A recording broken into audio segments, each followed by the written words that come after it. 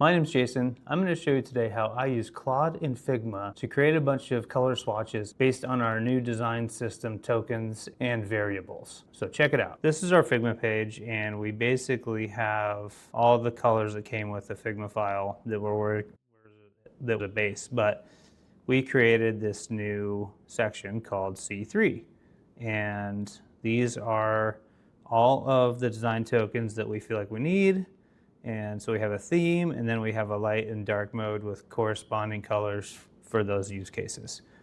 So what I want to do is I want a grid like that all in here. So go into Claude and say, can you look at this page in Figma, set up new colors based on our C3 theme, light and dark modes, and lay out the same way that these color charts are set up.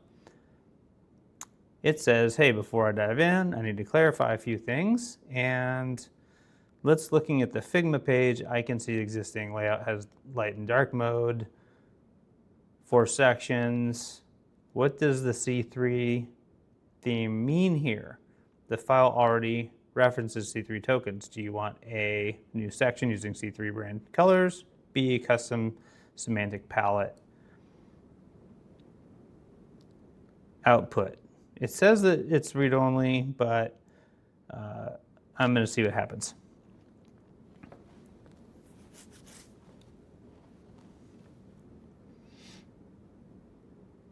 All right, so I say question 1 in the themes tab of the variables. There's a sidebar menu called themes. In there is a C3 theme in the first column. So basically, look at that, reference that. Follow this, and I'm not sure what the difference between A and B is. So let's see what they say. Let's see, what say you, Claude? So it's doing its thing. It was crazy for a while, and let me inspect. Use Figma. Okay, so yes, both frames landed in your Figma file. Let me do this stuff. So I said, are you making progress? So a lot of this is pre-recorded. So like a lot of times when you're filming, you don't want to watch Claude type out all this stuff. But basically, go and do all this stuff, right? So it went and did it. So it put, these are the new frames it created based on our C3 colors. So these look pretty good. They have, they're by sections. So we use foreground, we use background, we use chart, decorative. This is pretty great. All the hex colors, the names, FG strong, FG weak. You can see here it's, all of these are referenced. Border, let's check out, okay, border, you've got border, border input, border ring, all of those are there. So that is pretty sweet. So it just created those all for us.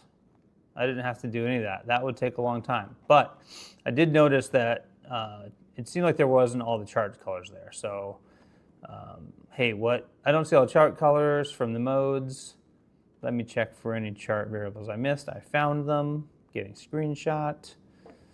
All right, yep, found some. All 8 chart and swatches are bound to their mode collection variables. Okay, let's check that out. And it put them in a weird spot. Cool thing is it did use some type of auto layout, so that makes moving them around pretty easy. So I'll just add them below chart 6. So they're all there, and boom. So now I don't want anyone that comes to look at this file to not see these, so I'm gonna move these to the left. So if you look at colors, that's the first thing you see. And then you can see the other ones. And yeah, that's pretty awesome. So it created all of those specifically based on our variables. That's a lot of colors. That would take a lot of time to lay that out, get the colors, put them in there, do the hex codes, rename them, writing down all of the variable technical names like foreground/week, foreground/foreground week, all that stuff. So this is pretty awesome. So if you are trying to expedite some of your design processes, trying to use Cursor and trying to use Claude and Figma will save you a bunch of time. So hopefully you found this helpful. If so, give me a thumbs up or subscribe and let me know what you're doing with design tools and AI. And if you have any asks for something you'd like to learn, let me know and I'll see if I can make a video about it. Thanks.